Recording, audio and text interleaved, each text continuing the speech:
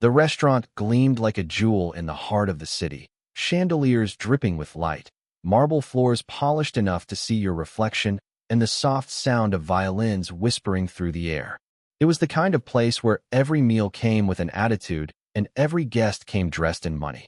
At a corner table sat Vivienne Cross, wife of billionaire investor Richard Cross. She was flawless, diamonds around her neck, champagne in her hand, and that kind of smirk that came from knowing the world bent to her every whim. People didn't tell Vivienne no. They didn't even tell her the truth. The door opened, breaking the quiet hum of high society chatter. Heads turned. A man walked in, tall, broad, dressed in worn jeans and a leather jacket. His hair was long, his beard rough, his boots leaving faint marks on the perfect marble. The hostess hesitated, clearly unsure whether to seat him or throw him out. But before she could decide, the man smiled, his voice calm but confident. Reservation for Cole Turner. The name meant nothing to the hostess, but to anyone who paid attention to headlines, it should have. Cole Turner, the founder of Turner Mechanics, the fastest-growing custom engineering company in the country. But to the people here, he was just that biker in a room full of suits. Vivienne glanced up from her glass, her nose wrinkling in disgust. He must be lost, she murmured to her friend. This isn't a gas station diner.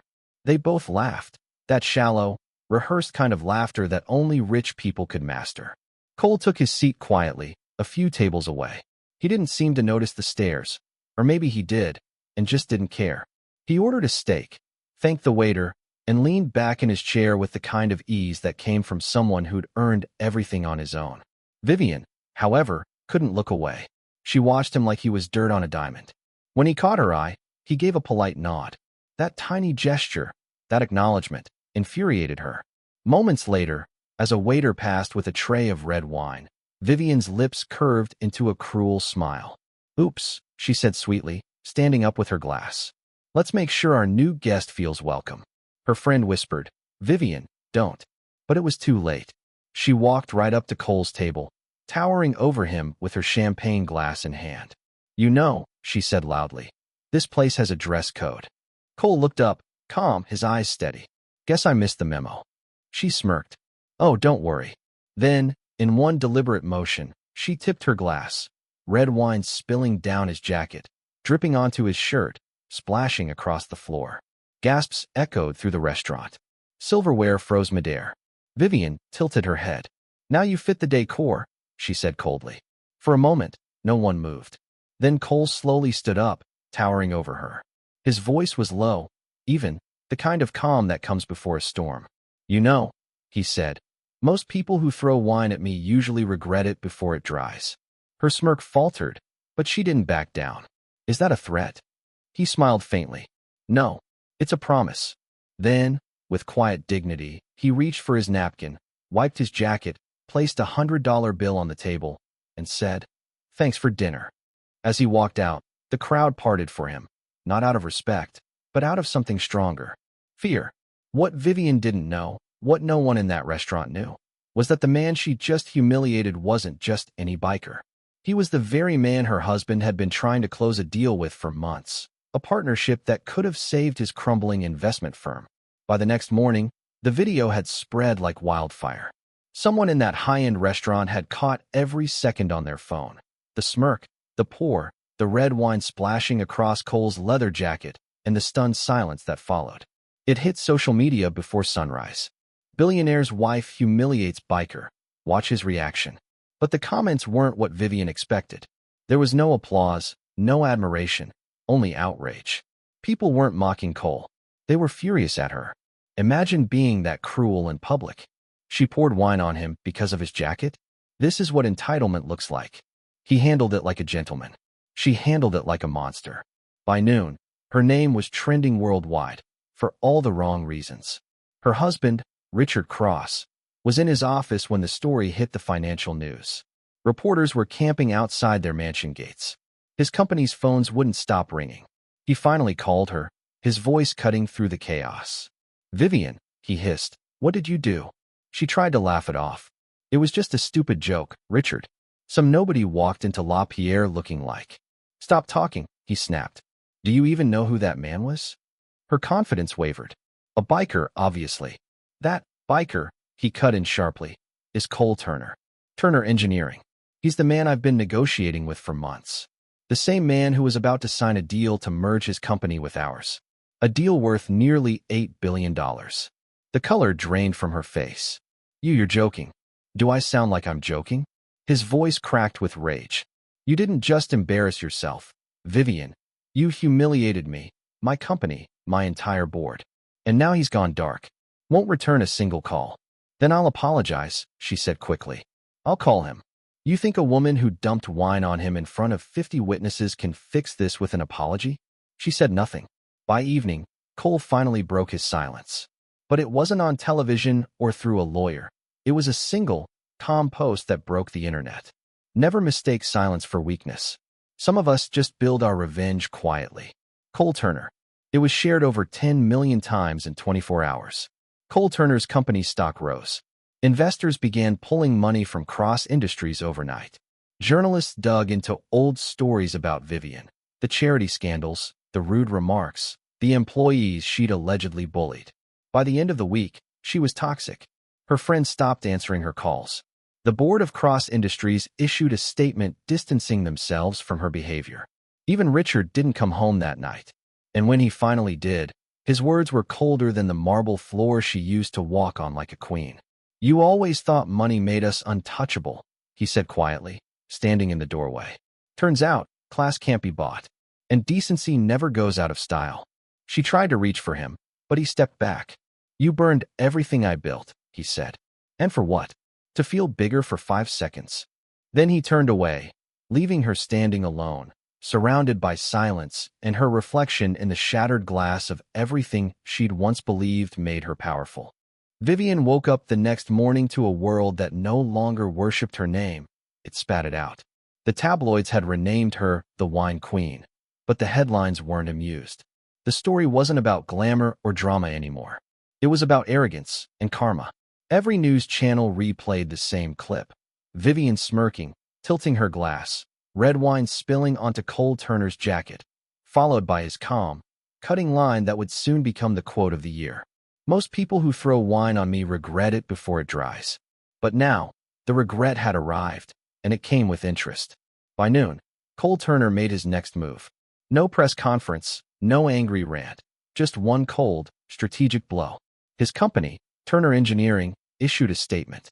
Effective immediately, Turner Engineering is terminating all pending negotiations with Cross Industries and withdrawing from all shared partnerships. That single announcement sent shockwaves through the financial world.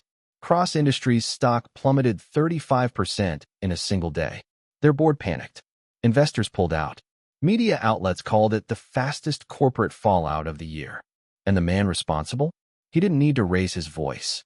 He didn't need revenge. He just let the truth and the world handle the rest.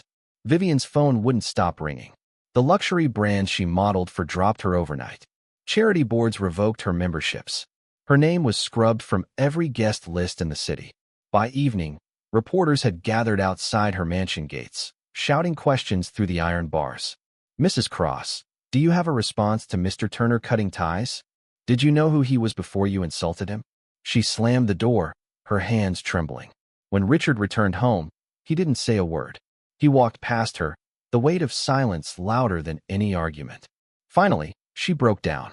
I didn't know who he was, she cried. He turned, his voice calm, cold, and final. That's the problem, Vivienne. You never cared to know anyone who wasn't already beneath you. Her breath caught. I can fix this. No, he said, shaking his head. Cole Turner didn't destroy you. You did. The next week, lawyers arrived.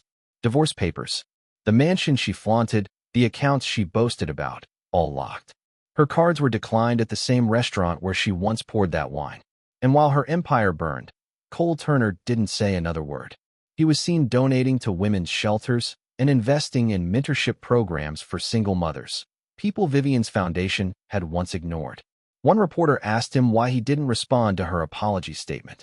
He smiled slightly and said, I don't waste my time fighting fallen crowns. I build better kingdoms. Months later, Vivienne sat alone in a small apartment, watching an interview on TV. Cole stood on stage accepting an award for Businessman of the Year. Behind him flashed the quote that had defined the moment she fell. Respect is free, but losing it can cost you everything. She turned off the TV, her reflection flickering in the dark screen. No diamonds, no power, just a woman who finally understood the price of cruelty. Months later, the city had already moved on. New scandals, new headlines, but Vivienne Cross's name still lingered like a bad taste. Once the face of privilege, now she was a ghost of it. Her penthouse was gone. The house staff she never thanked? Gone. They friends who clinked glasses with her in every gala? They blocked her number the same day Cole Turner made his post. She lived quietly now, in a small rental apartment with peeling paint and a leaky sink. Her only companion was the echo of everything she used to be. The days blended together. Mornings with black coffee instead of champagne, nights with silence instead of applause. Then, one cold afternoon, she saw him again. She had gone to a small cafe near the river, a place where no one recognized her anymore. She was stirring sugar into her coffee when the bell over the door chimed. Cole Turner walked in. Same calm presence, same quiet power. Only this time, he wasn't surrounded by reporters or bodyguards, just himself, in a simple black jacket. Vivienne froze. He saw her too. For a moment, the whole room felt like it stopped breathing. He approached her table, his footsteps slow but sure. "Mind if I sit?" he asked. Her throat tightened. "Of course," she whispered. They sat in silence for a while. "Finally," she said, "I'm not here to make excuses." "I wasn't expecting any," he replied softly. She looked down, her voice trembling. "I lost everything." He nodded. "Sometimes you have to find what matters." Tears welled up in her eyes. "I wanted to hate you," she admitted. "But I realized I didn't lose because of you. I lost because of who I'd become." He leaned back, studying her for a long moment. "People make mistakes," he said. "But the worst mistake is pretending they didn't." She looked up, surprised. "You're not angry?" He smiled faintly. "I was.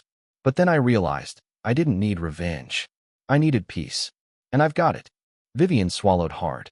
"What about me? Do I deserve peace?" He was quiet for a long moment. Then, gently, he said, "Peace isn't something you deserve, Vivienne. It's something you build. Start small. Apologize to the people who can't give you anything back.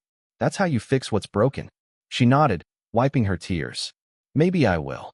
He stood, placing a business card on the table. Not his company's, but a local women's shelter. "They need volunteers. It's not glamorous, but it's real." Then he gave her one last look. Not of pity, not of triumph, just quiet understanding. "Take care, Mrs. Cross." As he left, the sunlight hit his jacket, and she saw it, the faint outline of the wine stain that had once marked his downfall. Now it was almost invisible, like time had healed what she'd tried to ruin. Vivienne looked down at the card in her hand, then at her reflection in the coffee's surface. For the first time in her life, she didn't see a victim. She saw a woman standing at the edge of change. She took a deep breath, tucked the card into her purse, and whispered, "Thank you." Outside, Cole Turner started his motorcycle, the engine roaring to life, steady, certain, free. And inside that small cafe, for the first time in a long time, Vivienne Cross smiled. Not the kind she wore for cameras, but the kind that comes when a person finally remembers what being human feels like. If this story touched your heart, share it. Because power fades, beauty changes, but kindness, that's what rewrites the ending.